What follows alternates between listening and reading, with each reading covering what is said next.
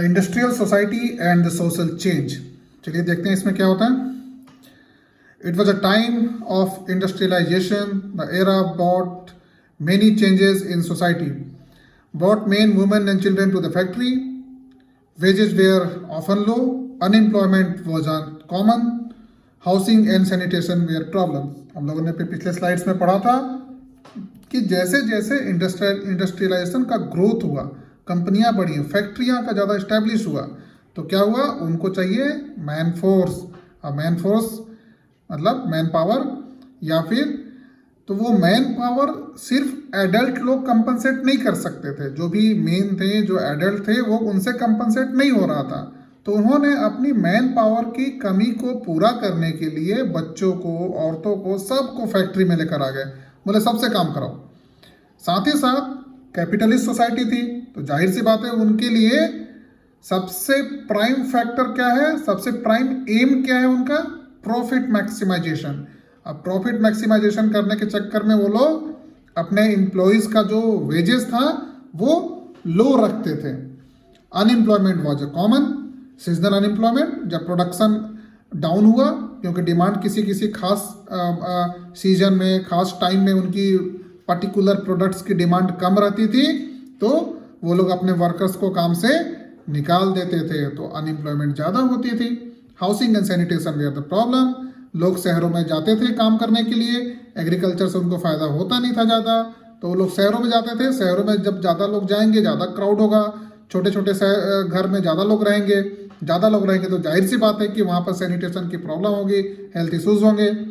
Now liberal and radicals searched for solution and they found that industries would get benefited if workforce will be healthy and educated. Freedom of work can improve economic condition of the citizen. Same पिछली slide वाली बात इसमें बोली गई है कि जब तक हमारा वर्कफोर्स हेल्दी एंड एजुकेटेड नहीं होगा, हमारे वर्कफोर्स की या हमारे कंपनी की जो क्वालिटी है प्रोडक्ट्स की और जो क्वांटिटी है वो इम्प्रूव नहीं होगी।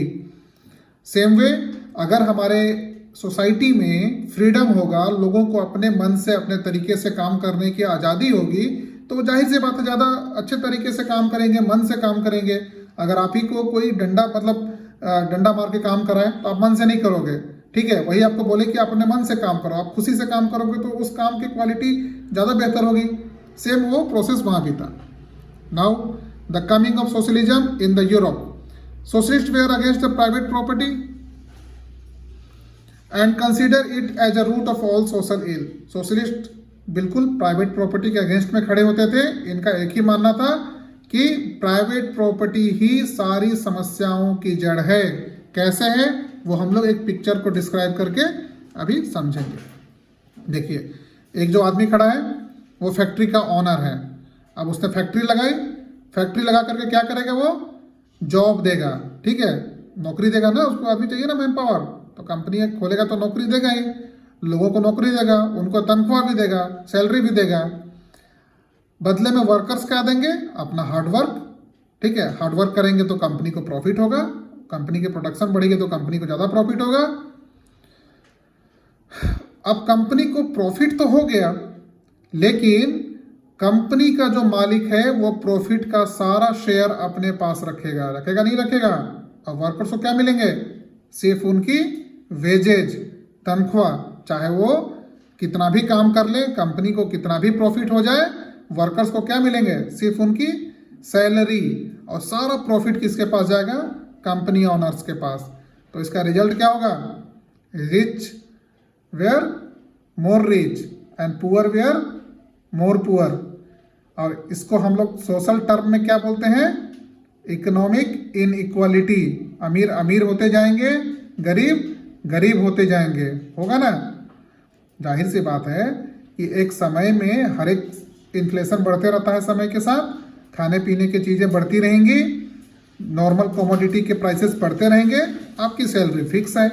आज आप कोई प्रोडक्ट, मान लो अगर आज आप एक बाइसिकल खरीद रहे हैं 2000 की, तो हो सकता है आने वाले 4-5 सालों में उसकी प्राइसेस 2500 हो जाए, 3000 हो जाए, लेकिन आपकी सैलरी फिक्स है, तो आपके लिए तो महंगाई पड़ेगी ना, आपकी थोड़ा दिक्कत होगी ना कि आप कहीं ना कहीं से बजट काट के साइकिल खरीदोगे। सेम वे सारा प्रॉफिट तो अमीर ले जा रहे थे, जो फैक्ट्री के मालिक थे वो लेके जा रहे थे, बेचारे मजदूर अपनी सैलरी पर जी रहे थे, और इन्फ्लेशन की वजह से इनकी समस्याएं और बढ़ती जा रही थी, ये और गरीब होते जा रहे थे, अमीर और अमीर होते जा रहे थे। Now socialist advocate collective control of society over property. अब सोशलिस्ट बोलते थे कि जो प्रॉपर्टी है समाज का, सामाजिक जो भी प्रॉपर्टी है, फैक्ट्री है, स्कूल्स हैं, कॉलेजेज हैं, सब पर पूरे समाज का कंट्रोल होना चाहिए, पूरी सोसाइटी का कलेक्टिव कंट्रोल होना चाहिए, मतलब पूरे समाज इसको मिल के चलाए। कैसे? फैक्ट्री ओनर, सेम वही हम लोग पिक्चर का एक एग्जांपल लेते हैं। फैक्ट्री ओनर ने जॉब दिया वर्कर्स को, वर्कर ने हार्ड वर्क करके कंपनी को प्रॉफिट बढ़ाया, इनको वेजेज वही मिल रहा है, कंपनी को प्रॉफिट हुई, लेकिन यहाँ पर थोड़ा सा चेंज है, कंपनी का जो प्रॉफिट हो रहा है वो सब में बराबर बंटना चाहिए, इक्वल शेयर होना चाहिए सब में, जिससे कि वर्कर्स के भी कंडीशन अच्छी हो और मालिक का भी कंडीशन अच्छा हो, तो सोशल जो इकोनॉमिक इनइक्वालिटी है समाज में वो कम हो। ठीक है। Now the coming of socialism in Europe.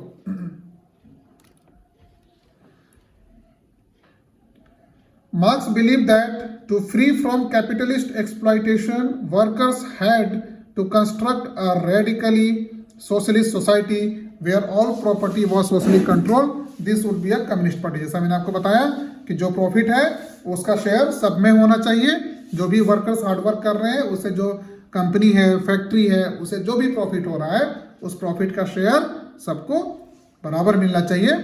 इसको हम लोग कम्युनिस्ट सोसाइटी उन्होंने नाम दिया, मार्क्स ने बोला कि यही हमारी एक थॉट है जिसको हम कम्युनिस्ट सोसाइटी बोलते हैं। नाउ क्या बोला इन्होंने? कंपनी मालिक ने जॉब दिया, वर्कर्स ने हार्ड वर्क किया, प्रॉफिट जनरेट हुआ, workers still on the fix wages, owners getting the profit share, result and social inequality, economic inequality.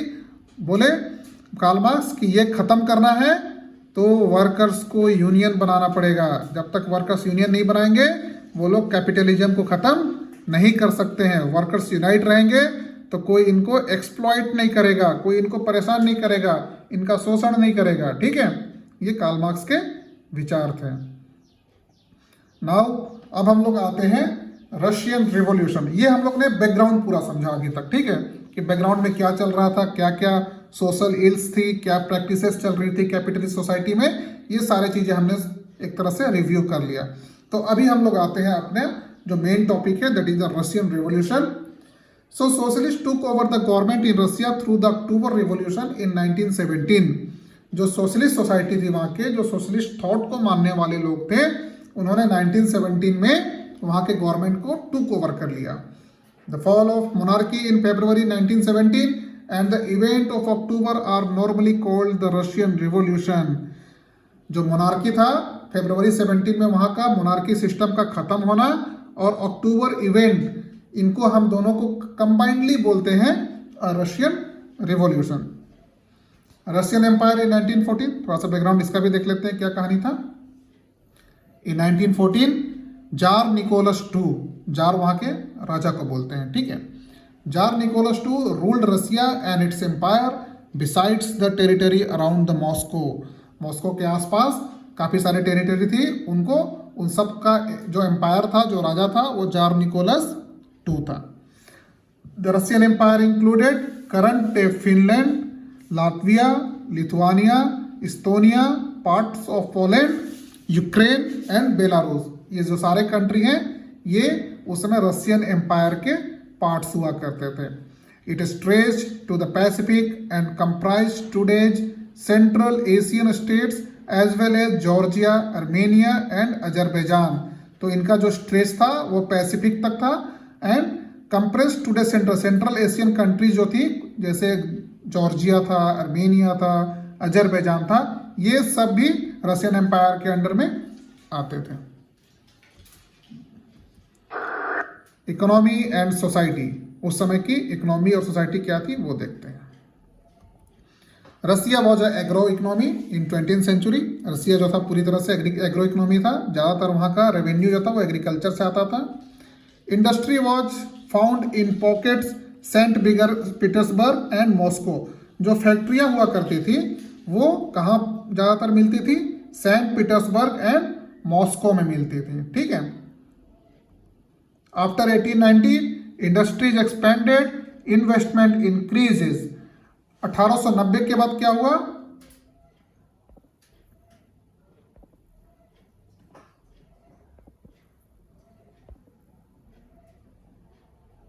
1890 के बाद वहां की फैक्ट्री एक्सपेंड करने लगी, इन्वेस्टमेंट बढ़ने लगा। ठीक है,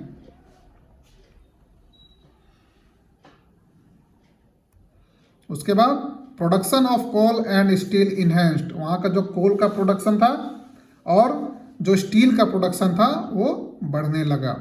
industries were in the hand of private entity despite government supervision over minimum wages and the working hour for workers, the condition of workers was verse.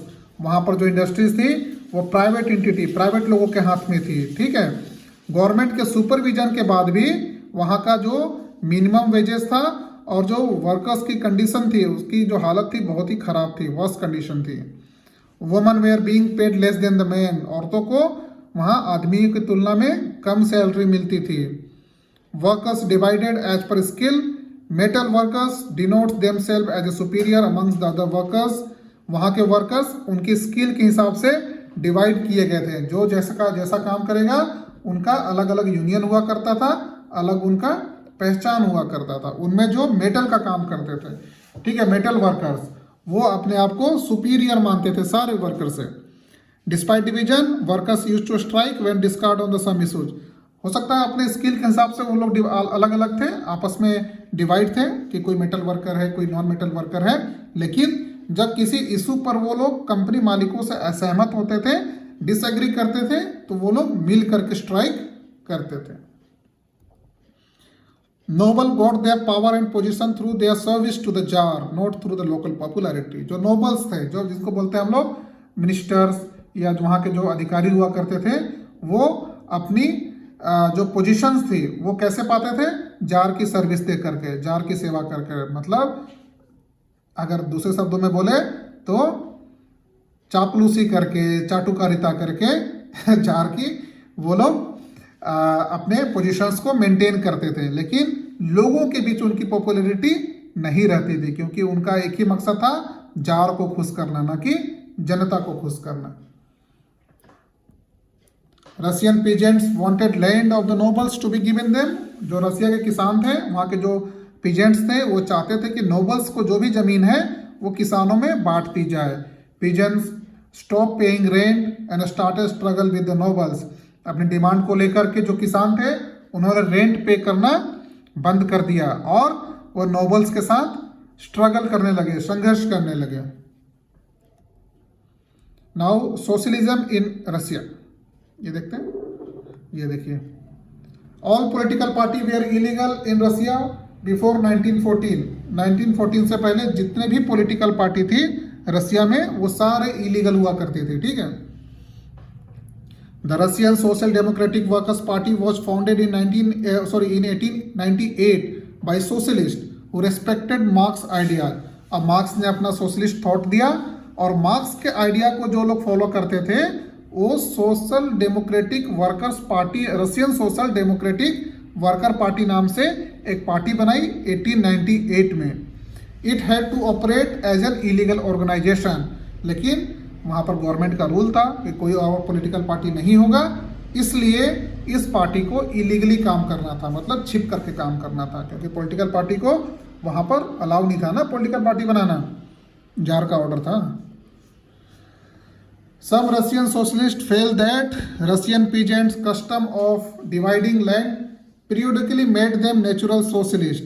कई सारे जो रशियन सोशलिस्ट थे उनका मानना था कि जो किसान हैं, जो रसिया के किसान हैं वो नेचुरल सोशलिस्ट हैं, वो मतलब पैदा ही सोशलिस्ट हुए हैं, उनका सोच ही सोशलिस्ट है, क्योंकि वो लोग ज़मीन आपस में बांट करके खेती करते थे। ठीक है, कि जैसे मान लो कि किसी किसान के पास छोटी ज़मीन है, वो क्या करता था, किसी दूसरे के, और उसके बगल में किसी दूसरे की ज़मीन है, और जो दूसरे की ज़मीन है उसके बगल में इसकी ज़मीन है, तो आपस में लोग कॉम्प्रोमाइज कर लेते थे कि ठीक है ये बड़ा ज़मीन का टुकड़ा हो जाएगा, तुम ले लो और वो मुझे दे दो, ताकि मैं वहाँ पर बड़ी ज़मीन ज़्यादा प्रोडक्शन होगा ना। तो इसलिए ये लोग ऐसा करते थे। तो जो रशियन सोशलिस्ट थे उनका मानना था कि ये किसान जो ऐसा करते हैं, पीजेंट्स जो ऐसा करते हैं, ये एक सोशलिस्ट थॉट है, ये रूट है सोशलिज्म का, आपस में मिलजुल के काम करना। तो उनका मानना था कि जो किसान है वो एक बाय बर्थ सोशलिस्ट है। So peasants not workers would be the main force of revolution and Russia could become socialist more quickly than the other countries.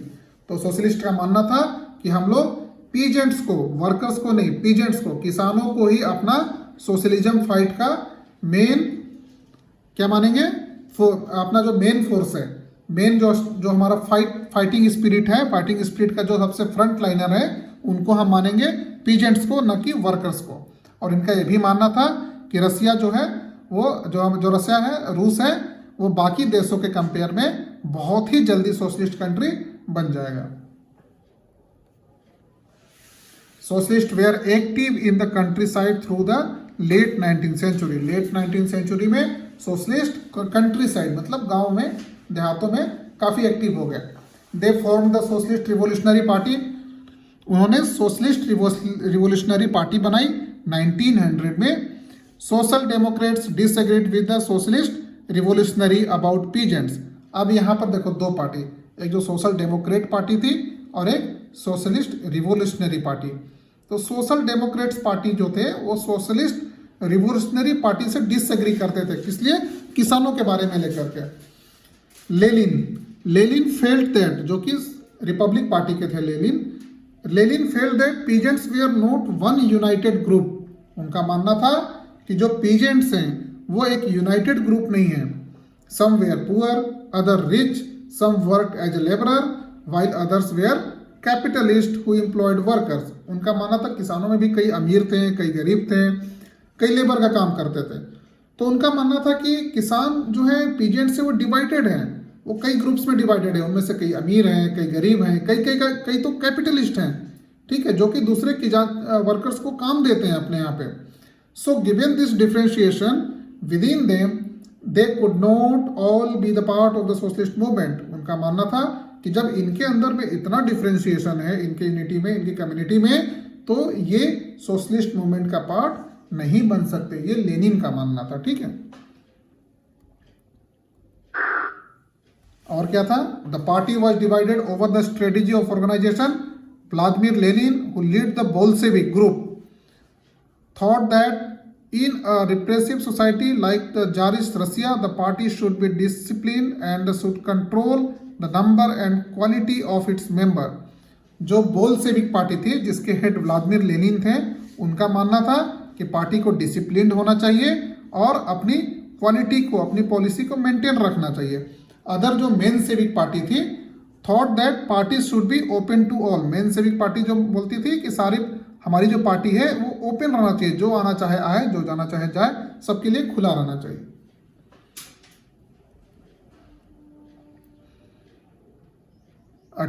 Turbulent time 1905 revolution. देखते हैं इसमें क्या हुआ। Russia was an autocratic country, वही राजतंत्र, एक राजतंत्र वाला देश था। Tsar was not accountable to the parliament. Tsar जो था वो पार्लियामेंट के लिए अकाउंटेबल नहीं था, मतलब वो जो चाहे वो कर सकता था, वो पार्लियामेंट में आके जवाबदेही नहीं था उसके कि उसने सही किया या गलत किया। Social democrats and socialist revolutionaries worked with the peasants and worker during revolution of 1905 to demand the constitution. जो दोनों पार्टियां थी, social democrats and socialist revolutionary, इन्होंने मिल करके किसके साथ? किसानों के साथ एंड वर्कर के साथ मिल करके 1905 में रिवोल्यूशन किया और डिमांड की कि हमारे देश में एक संविधान होना चाहिए, कॉन्स्टिट्यूशन होना चाहिए। The year 1904 was a particularly bad one for Russian workers. 1904 में वर्कर्स के लिए बहुत बड़ी समस्या खड़ी हुई। क्या थी वो? Prices of essential goods rose so quickly that real wages decline by the 20%। जो एसेंशियल गुड्स की प्राइसेस काफ़ी बढ़ गई। जब इन्फ्लेशन बढ़ेगा तो आपकी सैलरी की वैल्यू कम हो जाएगी। तो उनकी सैलरी तो कम नहीं कर सकते, उनकी सैलरी का जो वैल्यू था वो 20% कम हो गया। जैसे एग्जांपल ले लो, आज आप सपोज एक गुलाब जामुन खरीदते हो, मान लो 20 रुपये की है, ठीक है। मान लो आपके पास हर दिन 20 रुपये मिलता है, पापा आपको पॉकेट मनी देते हैं, तो आप डेली एक गुलाब जामुन खा सकते हो 20 रुपये की। कल को उस गुलाब जामुन का प्राइस बढ़ गया, वो 25 रुपए का हो गया, लेकिन पापा अभी भी आपको 20 रुपए ही दे रहे हैं, तो क्या आप खा पाओगे gulab jamun?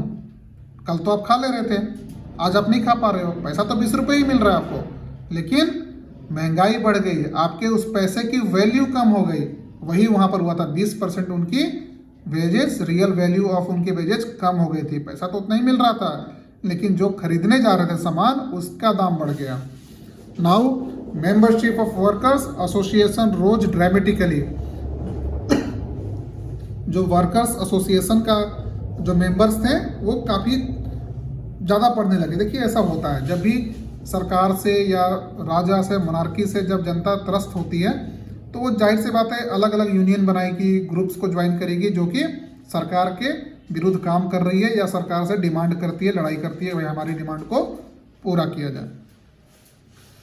Over the next few days over 1,10,000 workers in St. Petersburg went on strike demanding a reduction in the working day to 8 hours. एक बार क्या हुआ, कुछ दिन के बाद 1,10,000 वर्कर सेंट पीटर्सबर्ग, जहाँ पर फैक्ट्रियाँ ज़्यादा हुआ करती थी, वहाँ पर 1,10,000 वर्कर स्ट्राइक पे चले गए। उनकी डिमांड क्या थी? वर्किंग आवर को 8 घंटे किया जाए और उनकी तनख्वाह बढ़ाया जाए, उनकी वेजेज को इंक्रीज किया जाए और वर्किंग कंडीशन को इम्प्रूव किया जाए। जहाँ वो काम करते हैं वहाँ पर ह्यूमन लाइक कंडीशन होना चाहिए। ये सब डिमांड को लेकर के वर्कर्स ने स्ट्राइक किया।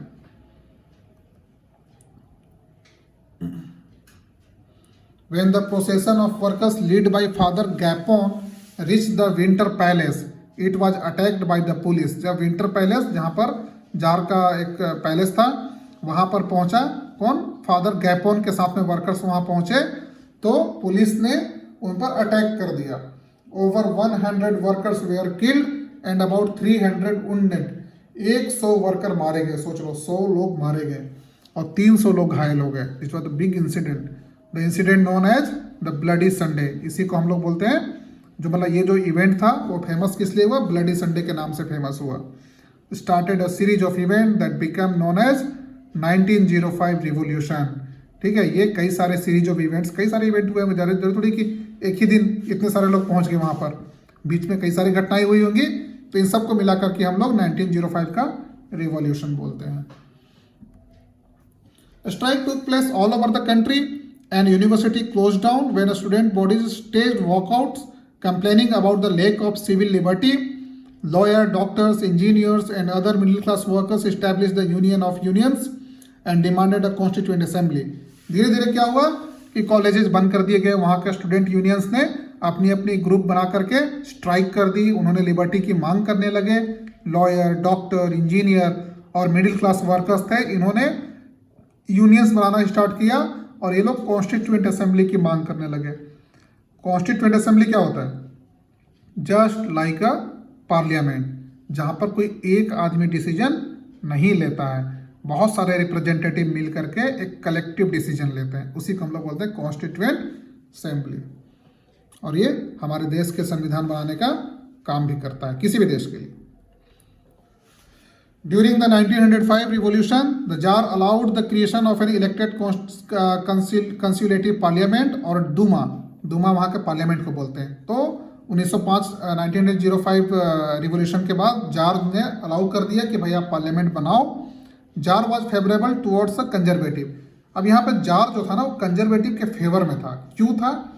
क्योंकि कंजर्वेटिव्स चेंज नहीं चाहते थे, और जब सोसाइटी में चेंज नहीं होगा तो फ्यूडल सिस्टम रहेगा ही रहेगा, मोनार्की सिस्टम रहेगा ही रहेगा, तो जार के लिए तो अच्छा है। इसीलिए जार जो था कंजर्वेटिव्स को सपोर्ट करता था। He did not want to include liberals and radicals in constituent assembly. वो लिबरल्स एंड रेडिकल्स को कॉन्स्टिट्यूएंट असेंबली में शामिल नहीं करना चाहता था। अब देखो, first world war and the Russian revolution, Russian empire क्या था उसमें देखते हैं। In 1914 war broke out. आप लोग को पता है 1914 to 1918 was the period for the first world war.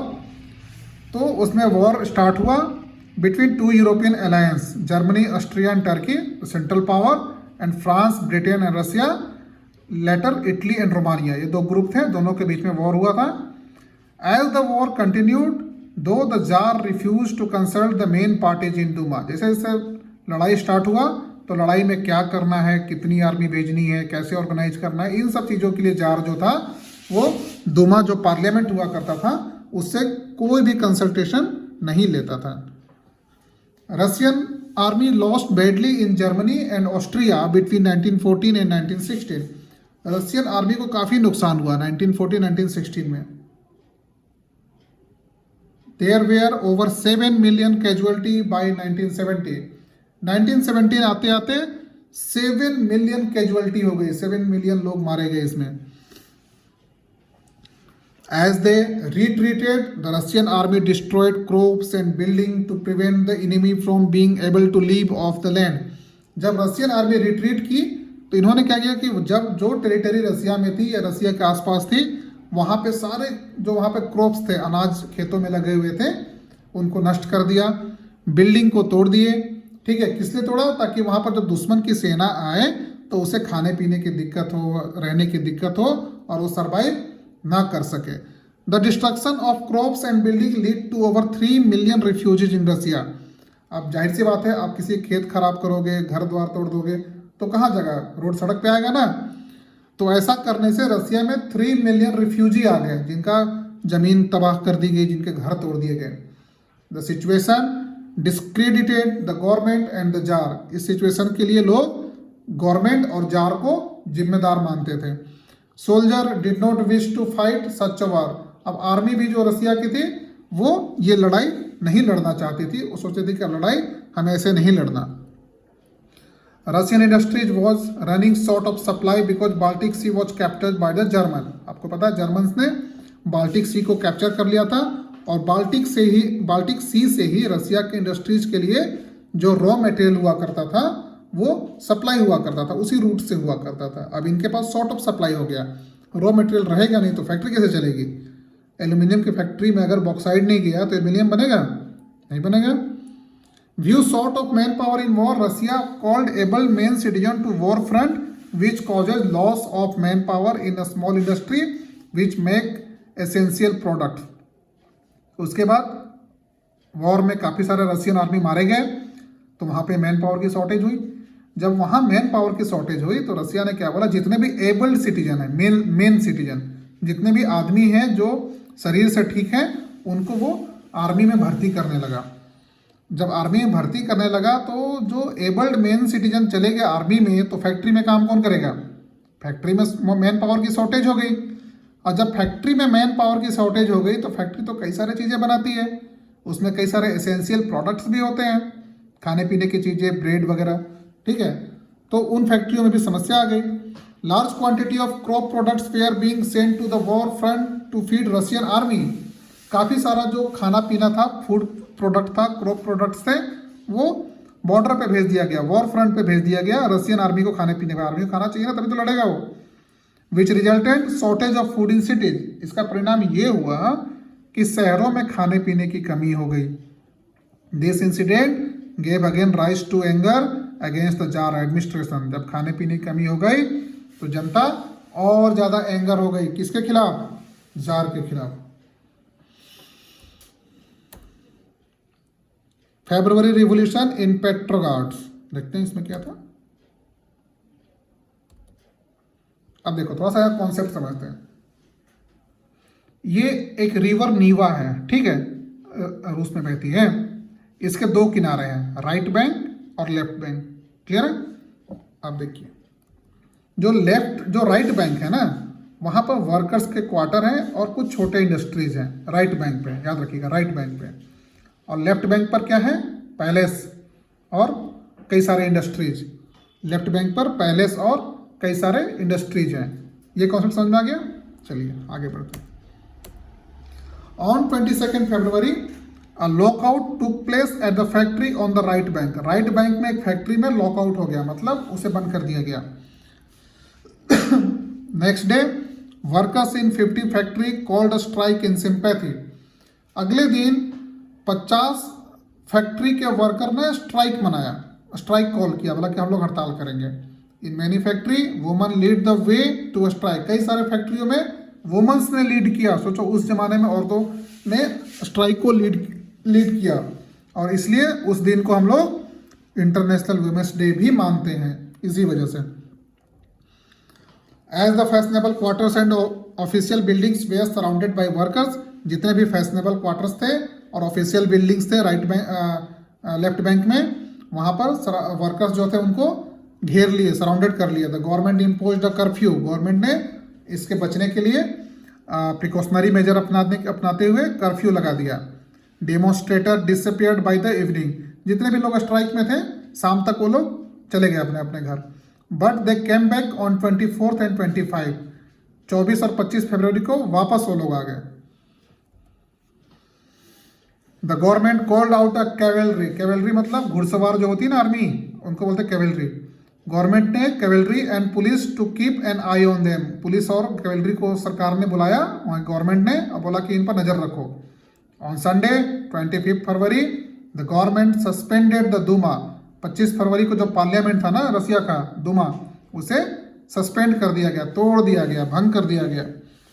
The street thronged with the people raising slogan about bread, wages, better hours and democracy, सड़कों पर लोग उतर गए, स्ट्राइक होने लगी, लोग नारे लगाने लगे। ब्रेड मतलब खाना, वेजेज तनख्वाह, बेटर आवर्स मतलब बेटर वर्किंग आवर, फैक्ट्री में काम करने के लिए सही समय हो, लिमिटेड आवर्स हो, इन सब के लिए, एंड डेमोक्रेसी लोकतंत्र, इन सब के नारे लगाने लगे। मैनी सोल्जर्स म्यूटिनाइड, कई सारे जो सिपाही थे उन्होंने विद्रोह कर दिया, अपने राजा से ही विद्रोह कर दिया।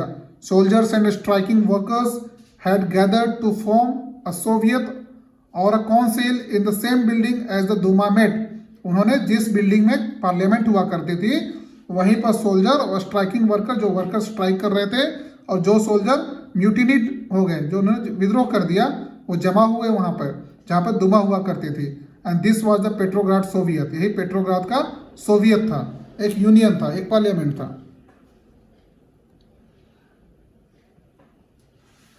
अब हुआ क्या, जार एब्डिकेटेड ऑन 2 मार्च, 2 मार्च को जार ने गद्दी छोड़ दिया, देखो जार है ना छोड़ के।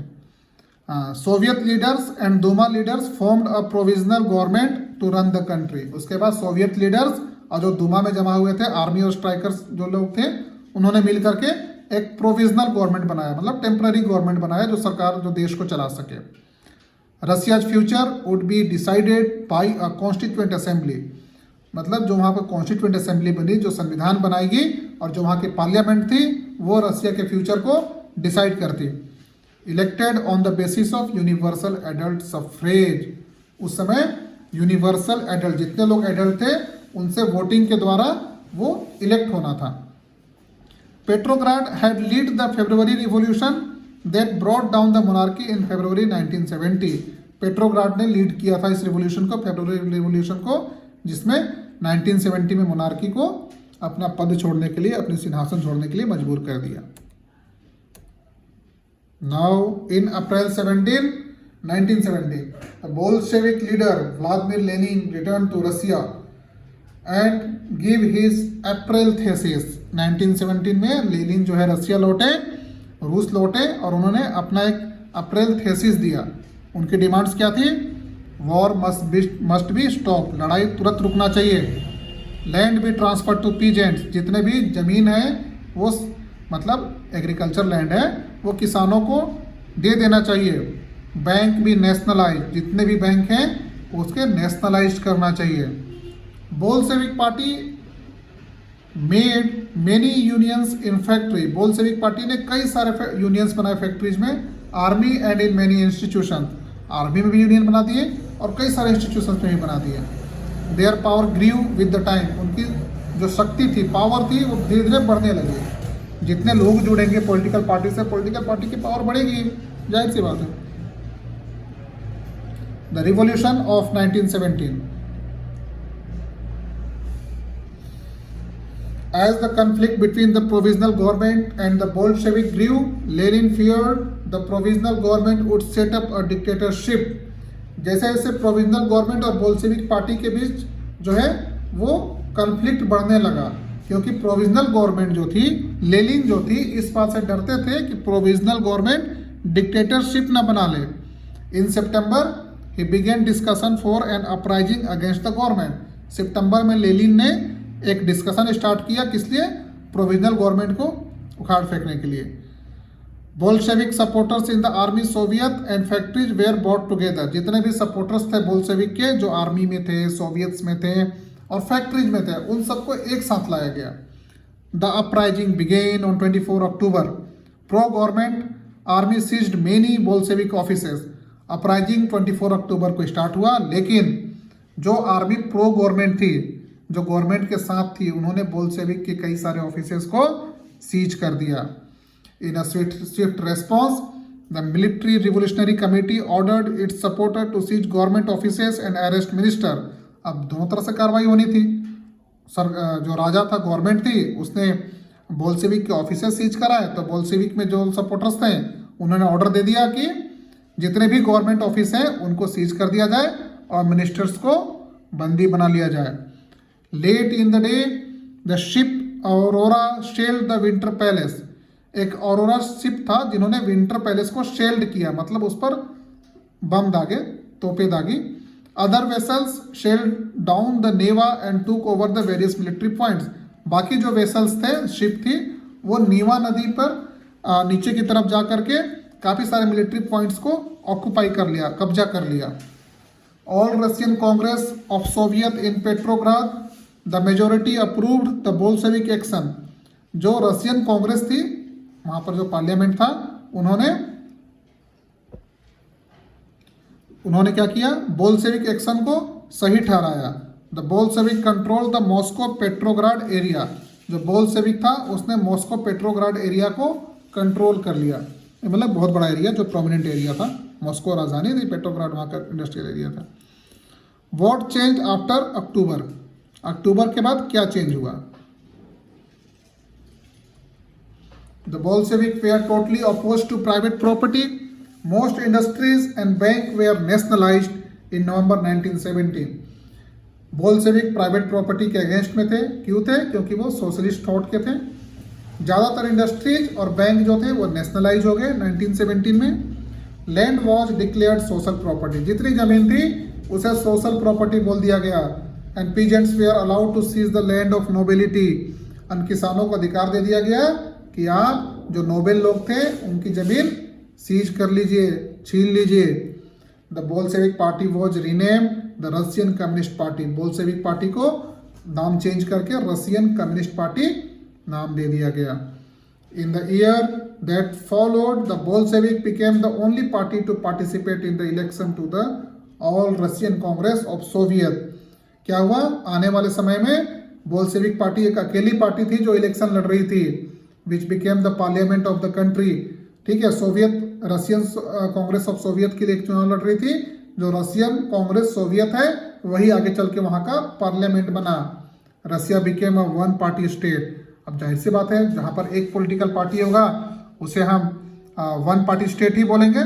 तो वहाँ पर सिर्फ बोल्शेविक पार्टी ही थी, तो Russia became a one party state. The secret police called Cheka first and the later OGPU and NKVD punished those who criticized the Bolshevik। अब धीरे धीरे इसमें भी डिक्टेटरशिप आने लगा।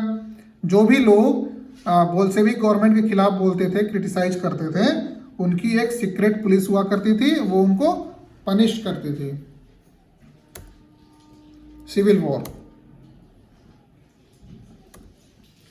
When the Bolshevik ordered land redistribution, the Russian army began to break up. Soldiers, mostly peasants, wished to go home for the redistribution and deserted। जैसे ही Bolshevik party ने land distribution का ऑर्डर दिया, Russian army टूटने लगी, क्योंकि ज़्यादातर जवान किसान फैमिली से आते थे। वो लोग घर भागने लगे, घर जाने लगे कि मुझे ज़मीन मिल जाएगी वहाँ पे। Non Bolshevik socialist, liberals and supporter of autocracy condemned the Bolshevik uprising. जितने भी वहाँ पे जो नॉन बोल्शेविक पार्टी थे, लिबरल्स थे और ऑटोक्रेसी के सपोर्टर थे, राजतंत्र के सपोर्टर थे, उन्होंने बोल्शेविक अपराइजिंग, जो बोल्शेविक इतना बढ़ रहा था, इतना आगे जा रहा था, उसको कंडेम करना, उसकी निंदा करना शुरू कर दिया। ठीक है। Their leaders move to the south Russia and organise troops. उनके नेता जो थे वो साउथ रशिया में चले गए और वहाँ पर अपने ट्रूप्स को ऑर्गेनाइज करने लगे। किस लिए ऑर्गेनाइज कर रहे थे? To fight the Bolshevik, Bolshevik से लड़ने के लिए। बोल्शेविक को रेड्स बोलते हैं, ठीक है, Reds. During the 1918 and 1990 the Greens, Greens किसको बोलते थे? जो सोशलिस्ट रिवोल्यूशनरीज थे, एंड वाइट जो प्रो जारिस्ट थे, जो जार को सपोर्ट करते थे। ये लोग क्या करें, 1990 में इन्होंने most of the Russian empire को कंट्रोल कर लिया। They were backed by a French, इनको फ्रांस और अमेरिका और ब्रिटिश और जापान सपोर्ट कर रहे थे। फ्रांस, अमेरिका, ब्रिटिश और जापान, ये लोग जो नॉन बोल्शेविक सोशलिस्ट पार्टियां थी, इनको सपोर्ट कर रहे थे। All those forces who are worried at the growth of socialism in Russia, क्योंकि ये जो 4 कंट्रियां थी ना, फ्रांस, अमेरिका, ब्रिटेन और जापान, ये लोग डरते थे कि रशिया में सोशलिज्म नहीं आना चाहिए। वो लोग बहुत टेंशन में थे इसको लेकर के। By January 1920 Bolshevik control most of the former Russian empire, 1920 तक बोल्शेविक जो थी ज़्यादातर रशियन एम्पायर को कंट्रोल कर ली। Most non Russian nationalist were given political autonomy in the Soviet Union, ज़्यादातर जो नॉन रशियन थे, नेशनलिस्ट थे, उनको पॉलिटिकल ऑटोनॉमी दी गई, राजनीतिक स्वतंत्रता दी गई, स्वायत्ता दी गई, मतलब राजनीतिक पार्टियों के बड़े बड़े पोस्ट दिए गए। किसमें? सोवियत यूनियन में, यूएसएसआर में। The state that Bolshevik created from the Russian empire in December 1922, USSR को बोल्शेविक ने बनाया था। कब? दिसंबर 1922 में। मेकिंग ऑफ सोशलिस्ट सोसाइटी,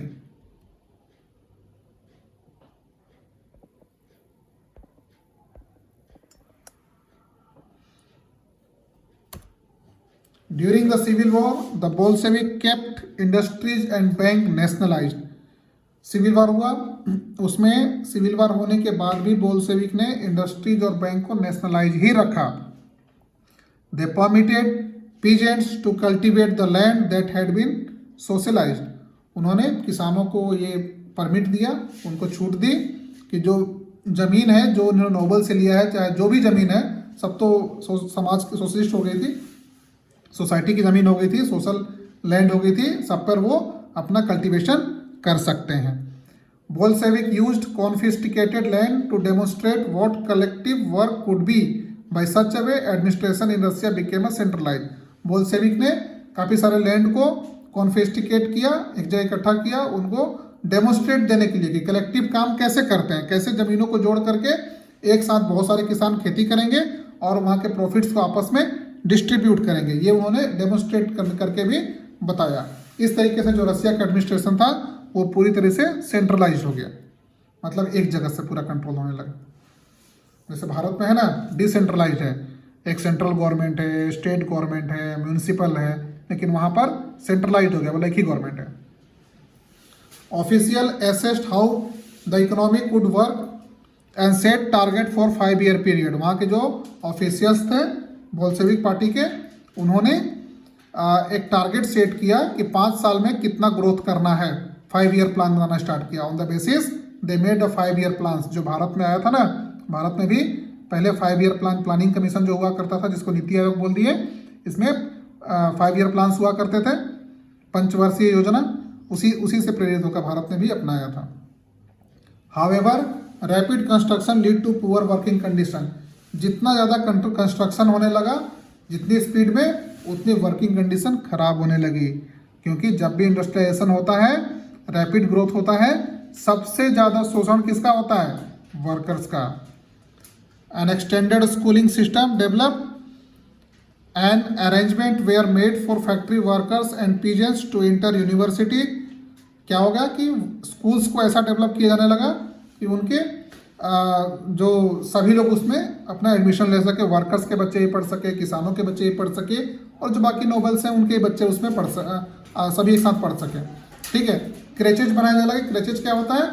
जहाँ पर छोटे बच्चों का देखभाल किया जाता है। जैसे कि एक परिवार में मान लो हस्बैंड भी काम कर रहा है, वाइफ भी काम कर रही है, तो बच्चा कौन संभालेगा? तो क्रेचेज होता है, वहाँ पर बच्चों को रख दिया जाता है। वहाँ पर जो लोग होते हैं क्रेचेज में, वो बच्चों का देखभाल करते हैं जब तक कि उनके पेरेंट्स वापस ना आ जाए। क्योंकि फैक्ट्री में मेन वुमेन सभी काम करते थे, तो इसलिए उनकी सुविधा के लिए ये सब व्यवस्था किया गया। Cheap public health care was provided. सस्ती हेल्थ केयर फैसिलिटी प्रोवाइड की जाने लगी, जिससे कि वर्कर्स को और जो भी लोग हैं उनको सहूलियत हो अपना हेल्थ केयर इम्प्रूव करने में। स्टॉलिनिज्म एंड कलेक्टिवाइजेशन देखते हैं इसमें क्या है। स्टालिन क्या था? केम इन पावर आफ्टर लेनिन के बाद ये पावर में आया Stalin.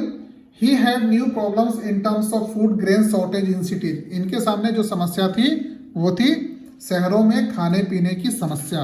Stalin thought that this was because rich farmers and landlords are stocking huge amount of food grains to sell that when the prices will rise. इनका मानना था कि ऐसा इसलिए है कि जो बड़े बड़े किसान हैं, लैंडलॉर्ड्स हैं, जमींदार हैं, ये लोग फूड ग्रेन्स का स्टॉक कर रहे हैं, मतलब फूड ग्रेन्स खरीद करके एक जगह इकट्ठा कर रहे हैं। किस लिए? कि जब इनके दाम बढ़ जाएंगे तो इनको बेच करके प्रॉफिट कमाया जाएगा। In 1928 party members toured the food grain producing areas supervising enforced grain collection as shortage continued the decision was taken to collectivise farms to develop modern farms. 1928 में क्या हुआ? पार्टी के मेंबर्स, जो स्टालिन के party के members थे, उन्होंने tour करना स्टार्ट किया, जाना स्टार्ट किया। कहाँ पे? जहाँ पर फूड ग्रेन्स प्रोडक्शन होता है उन जगहों पे जाना स्टार्ट किया और सर्वे करना स्टार्ट किया कि कहाँ पर ये सारी चीज़ें इकट्ठा हो रही हैं। लेकिन वो सब करने के बाद भी उन्हें कुछ नहीं मिला और शॉर्टेज जो थी फूड ग्रेन्स की वो कंटिन्यू रही।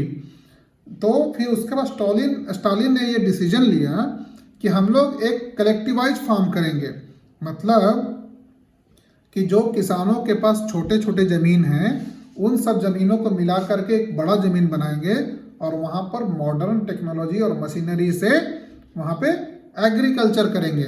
उससे क्या होगा? प्रोडक्शन ज़्यादा होगा और एग्रीकल्चर करने में, कल्टीवेशन करने में सहूलियत भी होगा और जो प्रॉफिट होगा वो सारे किसानों में, जो एग्रीकल्चर करने वाले पीजेंट्स हैं, उनमें बांट दिया जाएगा।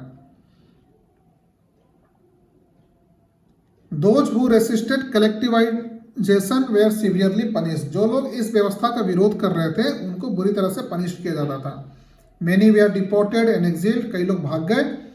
In spite of collectivization, production did not increase immediately. इस व्यवस्था से, ये जो सिस्टम लाया गया collectivization का, इससे प्रोडक्शन इमीडिएट नहीं बढ़ा। ठीक है।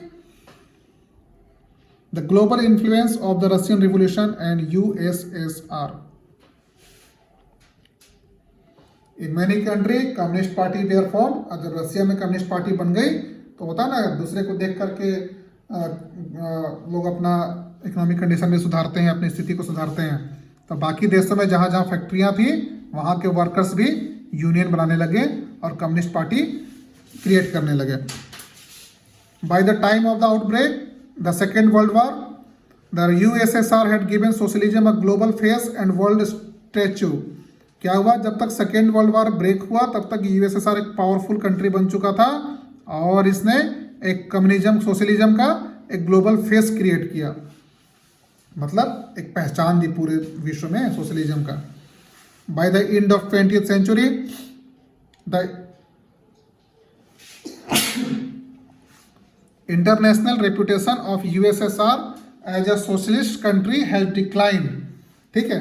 क्या हुआ कि 20th सेंचुरी खत्म होने तक जो USSR का पहचान था एक सोशलिस्ट कंट्री के रूप में, वो डिक्लाइन होने लगा। Though it was recognised as socialist ideals still enjoyed respect among its people, but in each country the ideas of socialism were rethought in a variety of different ways. अब इसमें भी कई सारे चीज़ें डिवाइड होने लगी, कई सारे जो रूल्स थे, कई सारे जो प्रिंसिपल थे सोशलिज्म के, उन पर रीथिंकिंग स्टार्ट होने लगा कि क्या वो सही है, क्या उसमें हम कुछ चेंजेस कर सकते हैं या नहीं कर सकते। तो ये आपको मैंने एक क्विक रिवीजन कराया रशियन रेवोल्यूशन के बाद। उम्मीद है आपको थोड़ी जानकारी मिली होगी। आप लोग कमेंट बॉक्स में डाल सकते हैं आपके जो सजेशंस होंगे या जो आपके कमेंट्स होंगे। Thank you very much.